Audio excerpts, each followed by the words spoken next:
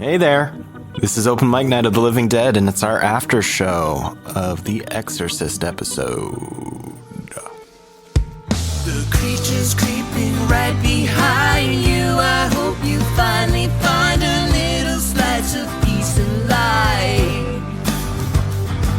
'Cause it comes crashing down tonight. Welcome to the open mic. When we call your name, you'll die. But there's no need to dread. This is the open mic night of the living dead.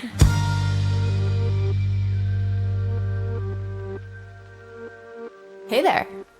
All right. We did it. We did it. We made it another week. Amazing, actually, all things considered. All things considered. So, last week we did our episode on The Exorcist. We're here to chat a little bit, maybe about that, talk maybe about a couple movies, if we can give any recommendations. Also, we've got a new hot demo for you. Yes. Of my song for The Exorcist, which is called Nothing Left. But that'll be at the end of the show. It's full band. I'm pretty pleased with it. It's really good. It's been stuck in my head, actually, as you've been working on it. I've woken up a few mornings with it stuck in my head. And it had some challenges, but I'll talk about that before we get there. The Exorcist, still loving it. I have fond feelings for that movie. I was wondering if you have ever been possessed. Ha! Depends on who you ask. Also, and I don't know how deep you want to go into this, but I do think that there's an argument for comparing. I mean, and we talked a little bit about this in the podcast, but mental illness and possession. So that what ancient peoples might have called possession was what we today call mental illness. But in the end, sometimes there's not a lot of distinction. So there have been times when I have been possessed by my past or possessed by something awful happening, right? Just the usual things that happen in life that can kind of make it feel like you're not in control of yourself. I'm pretty sure you were joking, but that's what happens when you ask a spirituality nerd about something like this. Well, then the answer would be you're oft possessed and continue to be. Yes, 100%. 100%. Great response. Me, myself, nope. Never. Clean as a whistle. Never. Nope. Nothing from your past or your future at all. Pazuzu hasn't possessed me, though we walk hand in hand. Although through the fields. The demon of sickness and pestilence, I feel like he may have checked up on me once or twice in life. Sounds delicious. Some pestilent ice cream. I do have one. Not pistachio. I get those confused. I have one thing about The Exorcist that I learned after we recorded that I was very excited about. I'm not sure if you remember how I mentioned I was enjoying listening to the audiobook and that the actor they hired was really, really good. Guess what? What? The actor is the author. Oh, yeah. Yeah, which I didn't realize Blatty? until... Yes, Blatty. I went in. He sounds like a professional voice actor. So once again, I would encourage you that if you enjoyed the Exorcist film, I do think you would enjoy The Exorcist, at the very least, the audiobook, if not the written word on the page/screen. I was tickled pink to find that out, that he was bringing his own work to life in that way. Did you finish it? I mean, no. There's still time. There's always time. I have the audiobook and I listen to it here and there, but there's lots of things to read and play and watch. So that's kind of a background one for me that I listen to a few times a week. And raise the children. I mean, yeah, they do take an awful lot of time. I was just going to mention for people who are unawares, which you might be in this category as well, just like any popular horror movie or any movie for that matter, The Exorcist spawned its share of sort of copycat releases. Yeah. And I have watched one that you have not seen, but the next time it pops up on streaming, we'll definitely watch it. It is not a good movie. Okay. But it I really had a fun time with it. It is called Beyond the Door. All right. It was released in 1974, so, right around the corner. Oh, I love that time period in movies. And I can't remember. I do feel like, I think it was Italian, so it's kind of also got that, that sort of strange dubbing that I enjoy in some of the old Giallo films where they're like... Definitely adds flavor. The actors are speaking English, but they don't necessarily speak the best English. So they're like overdubbed by other actors with like American accents and stuff. Or sometimes dubbed by themselves in some cases, right? Right. Usually when they are able to pull it off, we'll say. But I highly recommend checking it out. I'm looking to see if looks like it's on some of those free streaming sites like Fossum and Plex at the moment. Anyway, in terms of recommendations, we watched a handful of movies together. And I watched a few on my own, which I won't include. But the first one that popped out was Vicious Fun, which I really, really enjoyed. My brief notes to myself said, fun little nugget of horror comedy. I thought it was fun, like the name says, about a guy that ends up connected with some serial killers. I don't want to give away too much, but guy stumbles upon a help group for serial killers. Yeah, support group. Support group, that's right. Right. And what ensues from there? Yeah, very entertaining, funny, kept me awake, which is always good when they're late nighters. We also watched And Vicious Fun, by the way, is still on Shudder at the moment. Right, which it may or may not be by the time you hear this, because who knows? But worth checking there. I'm always going to give like where it's currently streaming. Cool. Obviously, it might not be, especially if you're listening to this in 2032. But can you imagine? I cannot. There was a few others. We did start the Final Destination movies. We watched the first 3, which was really, really fun going back to that franchise after the education in horror that we've had the last few years. Seeing some of the tropes that are pulled out. Man, Devon Sawa, just phenomenal from when he was the age he first was when I knew about him back in the early aughts, or maybe the 90s. When was Casper? That was 90s, yeah. That was 90s. So Devon Sawa as a young man, and we just watched him in Chucky, the TV show, last year. And so it was really neat to go back and see him. And really, Final Destination, that movie is solid. Sequels are hit or miss. There's some things here and there. But Final Destination, overall, just as a horror film, is fantastic. And I had forgotten just how good it was. Well, and it's almost like they trade off between... And we might someday end up doing Final Destination on here. But, I hope so. It's like the sequels almost alternate between good story, good character development, or good, fantastic kills. Yes.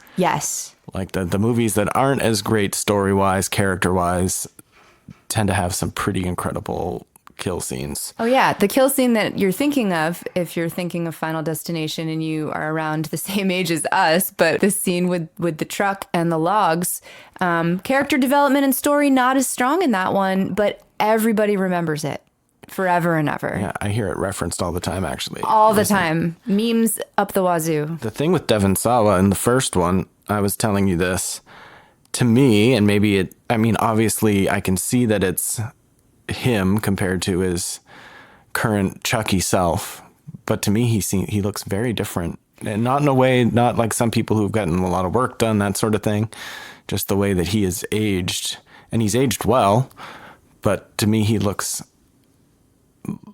very different. And it's funny, and maybe it's because I definitely had pictures of him on my wall in 1997, but he does not look that different to me. He looks like he's aged really well, but there wasn't as much of a discrepancy for me.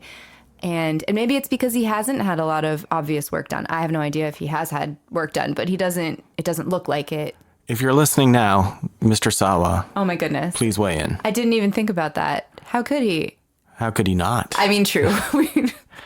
Fair enough. Fair enough. I'm such a huge fan of all the characters he played in Chucky, and seeing him in Final Destination just really brought. You know what I haven't seen since it came out was Idle Hands. So I think I we watched should. that a couple of months ago. I remember you did. We should add that to our wheel.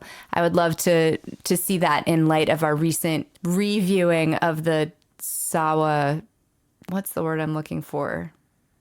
The thing that all of his work, looking at his movies. Catalog? No, it's not that. It's another word, but I'll think of it later. English major. And I thought, I thought Idle Hands is not as good as Final Destination. But anyway, another movie we watched that I was curious to hear your thoughts now that it's been a little bit, Oculus. Oh, which was directed by Mike Flanagan. We really like his films. Obviously, he did Hush. He's done the shows on Netflix.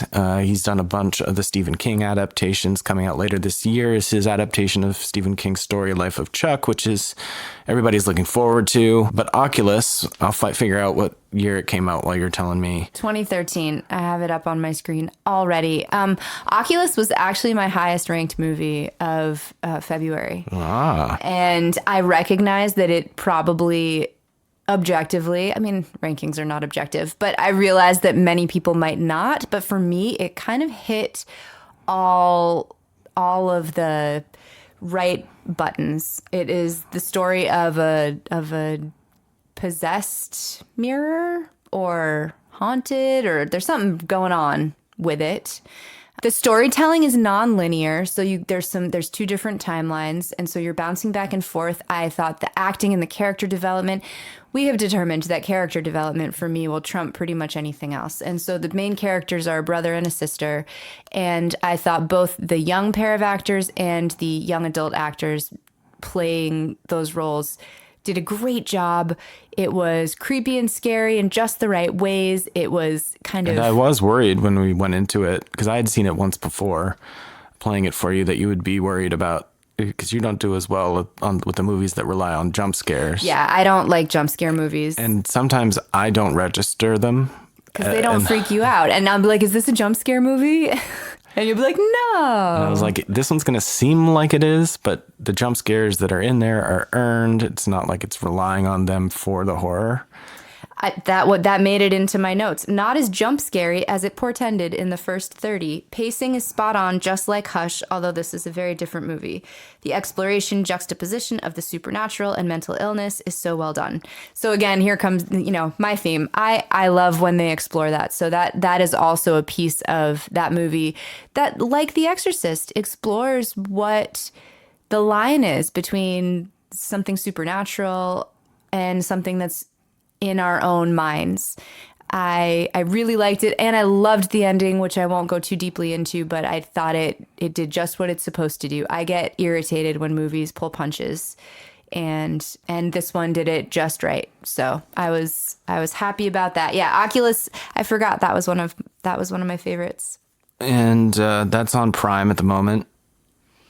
One other one I wanted to ask you about was Pumpkinhead. That was the other one I wanted to say something about. I loved Pumpkinhead. I thought it was great. And I had watched it once before, maybe a year or two ago, and I liked it, but it did not hit me as well as it did the time we watched it recently. Like, I was really into it. Maybe sometime we could talk about how important set and setting are for horror movies, which, borrowing that from another sphere of life. But I think that can have such an impact. Like you said, you didn't enjoy it as much the time before. I enjoyed it. Let's see. Oh, my note says best Mayim Bialik movie I've ever seen. Yeah. I didn't even notice her. You had noticed her and you didn't say anything until the credits. She's quite young in the movie, and she's just there for a split second. It's a small role, and I thought it might be her, but yeah, I thought it was great. I really enjoyed it. The special effects done by the same guy that did Alien, right? So you can see some of that DNA in there. And was it Stan Winston? I don't remember. I just remember that part of it with the creature being kind of recognizing some of that visual DNA in there. I thought the acting was fun. The concept was really cool. The witch was creepy. It did not score as high as some of the other movies. Like I ranked it lower than Final Destination by just a hair in terms of my enjoyment. But I'm really glad I saw it, and I would definitely watch it again. It's something that I would enjoy watching, maybe with our kid or with friends who are looking for a horror movie. Because it's not, I'm really bad at knowing if something is really gory or not. The same way you don't register jump scares, I don't think I register gore or violence, just because we've seen so many movies that use it so heavily. So I can't even really remember how bad it is or good. For me, the story and characters are supreme, and that one has a really good one. Yeah, and it's later 80s, but it's still got that 80s charm that I like as well. It is on Tubi at the moment. Tubi or not Tubi, I'm really sorry. Great. You're a dad. It's not your fault. But we watched it. I saw it on sale I saw the 4K on sale, so I grabbed it. And so we watched it that way, but watch it any way you can, when you can. And I think this is a good time to wrap it up and move on to our demo for the week.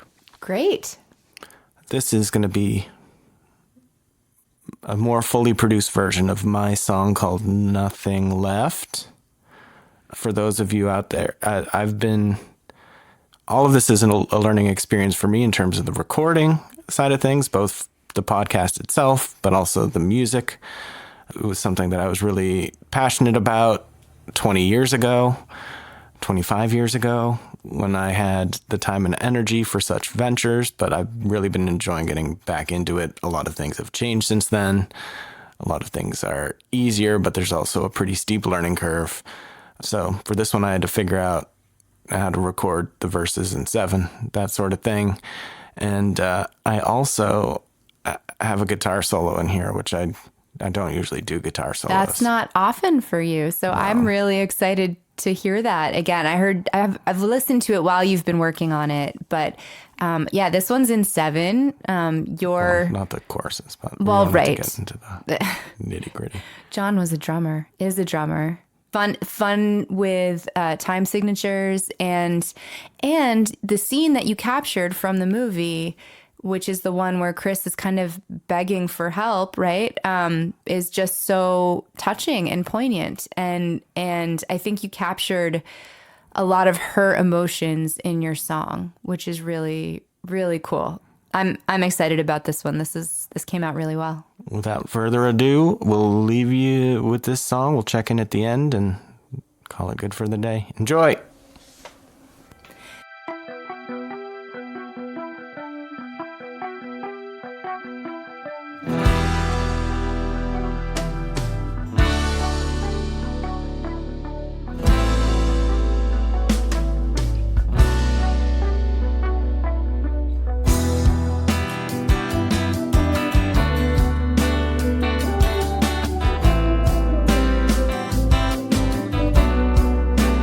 I've